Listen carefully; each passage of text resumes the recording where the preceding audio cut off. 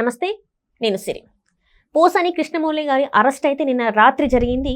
అయితే ఇప్పుడు ఇది చర్చనీయాంశమైంది.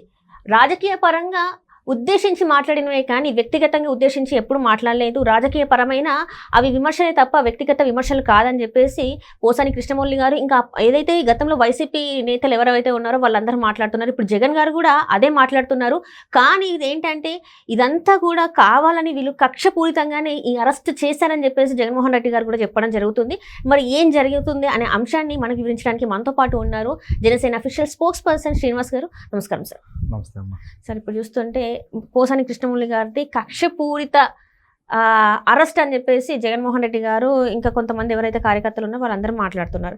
గతంలో మేము చేసిన వ్యాఖ్యలన్నీ కూడా రాజకీయంగా చేసిన వ్యాఖ్యలే కానీ వ్యక్తిగతంగా చేసినాయి కాదు. దానికి అరెస్టులు ఏంటి, కావాలని కక్షపూరితంగానే చేస్తున్నది అరెస్టులు అని చెప్పేసి పార్టీ అధినేతనే మాట్లాడడం జరిగింది. దీన్ని ఎలా చూడాలంటారు సార్? సిరి, రాజకీయాల్లో విమర్శలు ఉంటాయి. ఖచ్చితంగా ఒక పార్టీ నుంచి ఒక పార్టీ అందరూ విమర్శలు చేసుకుంటారు. ఆ విమర్శ కూడా హద్దు ఉంటుంది. ఇప్పుడు చెప్తున్నారు, ఇప్పుడు పోసాని కృష్ణమౌళి గారి అరెస్ట్ జరిగిన వెంటనే కూడా కొన్ని ట్రోల్స్ ఏమవుతున్నాయంటే, గతంలో చంద్రబాబు గారిని పవన్ కళ్యాణ్ గారు తిట్టలేదా, పవన్ కళ్యాణ్ గారిని చంద్రబాబు గారు తిట్టలేదా, లేకపోతే లోకేష్ గారు పవన్ కళ్యాణ్ గారు తిట్టలేదా అంటారు. ఖచ్చితంగా విమర్శలు చేసుకుంటూ ఉంటారు. కానీ విమర్శలు ఎప్పుడైతే హద్దు దాటి సభ్యత సంస్కారం మర్చిపోయి విమర్శలు ఉంటాయో ఖచ్చితంగా వాటి మీద మాత్రం చర్యలు తీసుకోవాలి.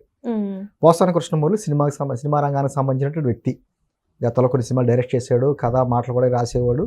అటువంటి వ్యక్తి, ఆ వ్యక్తి గత 5 సంవత్సరాల్లో ఎప్పుడైతే అధికార వైఎస్ఆర్ కాంగ్రెస్ పార్టీకి సంబంధించినటువంటి వ్యక్తిగా చేరి ఆ పార్టీకి సంబంధించినటువంటి ఇచ్చినటువంటి పదవులు కూడా అనుభవిస్తా పవన్ కళ్యాణ్ గారిని, చంద్రబాబు గారిని, లోకేష్ గారిని ఏ విధంగా మాట్లాడాడో మన సభ్య సమాజం అంతా చూసింది.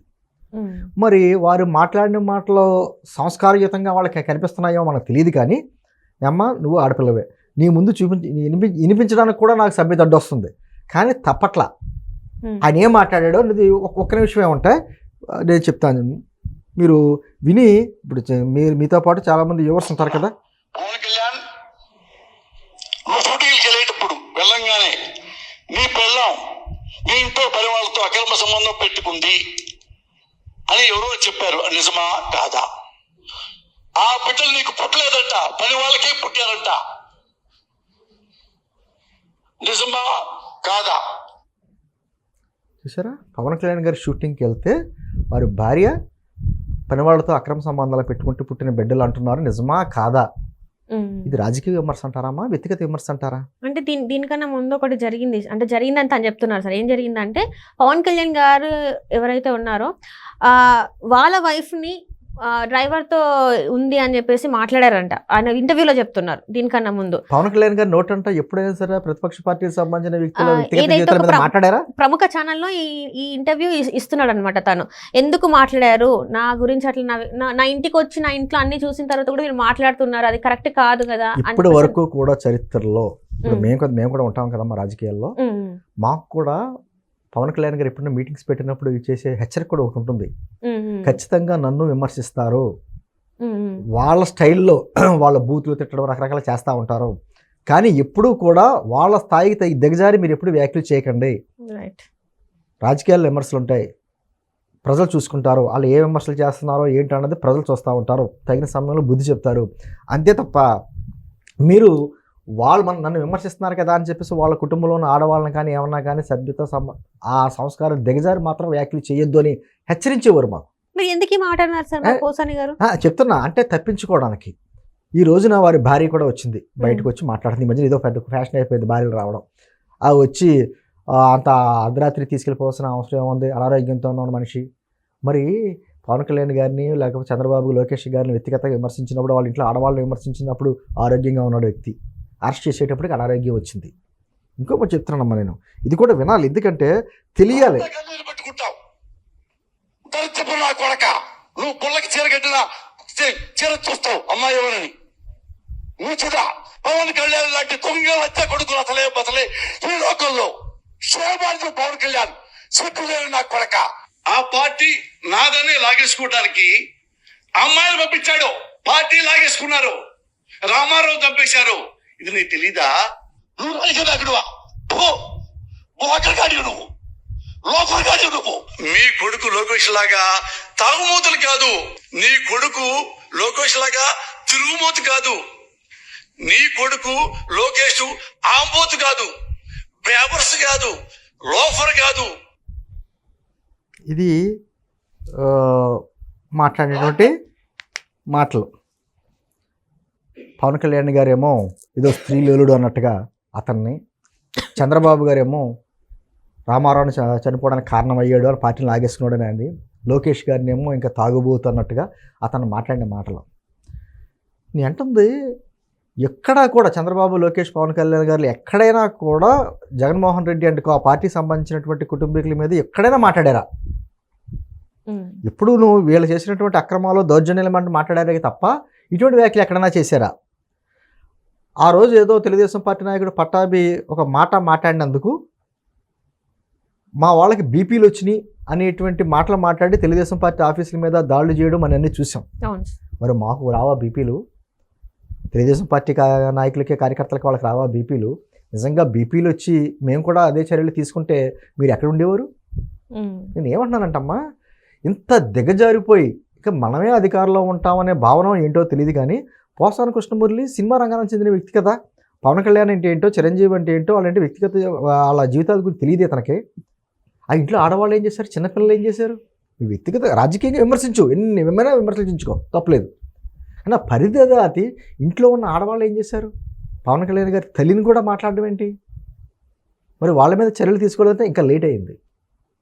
9 నెలలు అయిపోయింది. ఇదే ఈరోజు ఈ ప్రభుత్వం మీద ఉన్న అసంతృప్తల్లో ఇదే. చంద్రబాబు గారు, పవన్ కళ్యాణ్ గారు వీళ్ళు రాష్ట్రాన్ని అభివృద్ధి చేస్తారో, డెవలప్మెంట్ చేస్తారో, ఇవన్నీ అందరికీ నమ్మకం ఉంది. కానీ ఇలా ఇటువంటి బరి తెగించిన వ్యక్తులు ఇంకా సమాజంలో తిరుగుతున్నారు, వాళ్ళ మీద ఎందుకు చర్యలు తీసుకుంటలేదు అనే మాటే కదా ఇప్పుడు ప్రజల్లో ఉన్న అసంతృప్తి. అదే కదా జరుగుతుంది. ఇప్పటికే లేట్ అయింది. మై హోమ్ బోజాలో రెండో వ్యక్తి, మరి ఆ అపార్ట్మెంట్లో మరి ఇంకెంతమంది ఉన్నారో మాకు తెలియదు, కానీ ఒకళ్ళు వస్తున్నారు, అక్కడి నుంచి వస్తున్నారు. అంటే ముందు చూస్తే వంశీ తర్వాత ఇప్పుడు అంటే వీళ్ళందరికీ ఇప్పుడు చట్టాలు, రాజ్యాంగం, విలువలు, హక్కులు ఇవన్నీ ఇప్పుడా? మరి అప్పుడేమైపోయినాయి?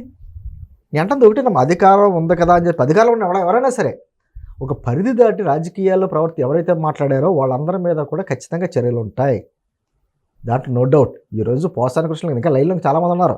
అది బందరు వెళ్తుందా, గుడివాడ వెళ్తుంది, ఎక్కడికి వెళ్తుంది, కానీ మొత్తం అందరూ ఎక్కించుకుంటుంది బస్సు. నేను మొన్న చెప్పాను, ఖచ్చితంగా వదలదు. కానీ ఒక్కసారి అరెస్ట్ అయిన తర్వాత విలువల గురించి మాట్లాడదాం. అంటే ఈ సపోర్ట్ పోసాని అని చెప్పేసి కొంతమంది చేస్తున్నారు. మేము అంటాం ఈ సపోర్ట్ పోసాని అరెస్ట్ అని. మేము పోసాని అరెస్ట్ని ఖచ్చితంగా సపోర్ట్ చేయాలి.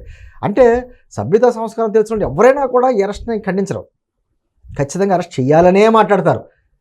ఎందుకంటే అటువంటి ఆ క్రాస్ దాటిపోయి వాళ్ళ మాట్లాడిన మాటలు కానీ, విధానాలను కానీ వీటిల్ని మనం కొనసాగిస్తే ఏమవుద్దంటే అటువంటి వ్యక్తుల్ని మద్దతు చెప్పడం అంటే కూడా ఎంత పనికిమాలు, ఆ బుద్ధి ఉంటే తప్ప ఎవరో మద్దతు చెప్పరు. అంటే ఇక్కడ నైట్ అంటే రాత్రి వెళ్ళి అరెస్ట్ చేయడం. ఇంకొకటి ఏంటంటే తనకు ఆరోగ్యం బాగాలేదన్నా కూడా వినిపించుకోలేదు పోలీసులు, వాగ్వాదానికి దిగడం. ఇంకొకటి అన్నం తింటా అన్న కూడా ఆగలేదు అని చెప్పేసి అంటే అవి బయటకు వచ్చిన వీడియో లేక శుభ్రంగా తిన్నాడు, కానీ ఆయన మందులు వేసుకున్నాడు, అన్నీ వేసుకున్నాడు. కానీ అతనికి పోలీసులు వారు ఆల్రెడీ నోటీసులు ఇస్తే నోటీసులకు రెస్పాండ్ అవ్వకపోతేనే వస్తారమ్మా పోలీసులు ఎప్పుడైనా అరెస్ట్ చేయడానికి. నోటీసులు ఇవ్వలేదని అంటున్నారు. అదే అంటుంటా.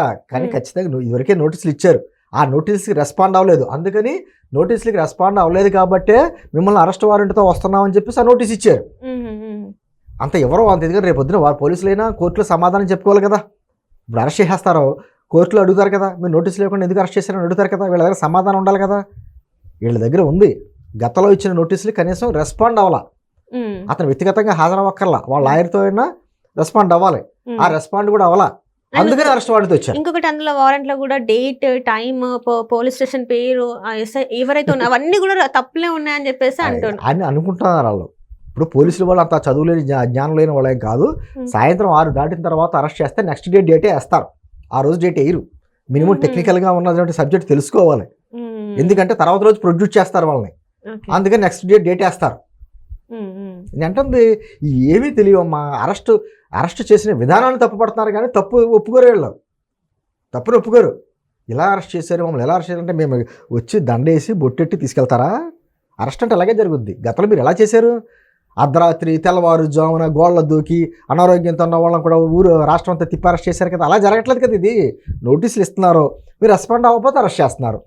ఇప్పుడు జరుగుతుంది అదే కదా. ఖచ్చితంగా ఇప్పుడు పోలీస్ స్టేషన్లో తీసుకెళ్లారు, అక్కడ నుంచి కోర్టుకి హ్యాండ్ ఓవర్ చేస్తారు, కోర్టు న్యాయమూర్తులు ఏం చెప్తారో అది జరుగుద్ది. అంతే తప్ప అంటే ఒక రాజ్యాంగబద్ధంగా జరుగుతుంది, అంతే తప్ప అక్రమ అరెస్ట్ అనేది మాత్రం కాదు. మరి ఇటువంటి వ్యక్తులను ఇటువంటి భాషను కూడా సమర్థిస్తున్నారు అంటే ఎవరైనా, నాయకులే కాదు ఎవరైనా, ఆ పార్టీకి సంబంధించిన ఎవరన్నా సమర్థిస్తున్నారంటే ఒక్కసారి ఈ వీడియోస్ని మీ ఇంట్లో ఉన్న ఆడవాళ్ళకి చూపించి ఇలా మాట్లాడాడు కాబట్టి అరెస్ట్ చేశారు అని చెప్పండి. మీ ఇంట్లో ఆడవాళ్ళు కూడా ఓకే పాపం చాలా చక్కగా మాట్లాడాడు, ఈయన సంస్కృతం మాట్లాడాడు, తప్పు ఇటువంటి అరెస్టు అంటే సమర్థించండి. లేదు కొంచెం దూరంగా నుంచి మాట్లాడండి, ఎందుకంటే మీ ఆడవాళ్ళ కొడతారు మిమ్మల్ని ఈ వీడియోలు చూపిస్తే, ఇటువంటి వాళ్ళు ఎలా సమర్థిస్తున్నామని. అంటే రాజకీయాల్లో మంచి సాంప్రదాయం కాదు. ఖచ్చితంగా అధికారం ఉండొచ్చు, అధికారం లేకపోవచ్చు, కానీ ఒక విలువలు విధానాలు కొన్ని ఉంటాయి. విమర్శ కూడా సద్విమర్శ ఉండాలి తప్ప వ్యక్తిగత విమర్శలు, ఆడవాళ్ళని విమర్శించడం అనేది కరెక్ట్ కాదు. ఖచ్చితంగా పోసానికి కఠినమైనటువంటి శిక్ష పడుతుంది కూడా. Right sir, right. Thank you so much sir.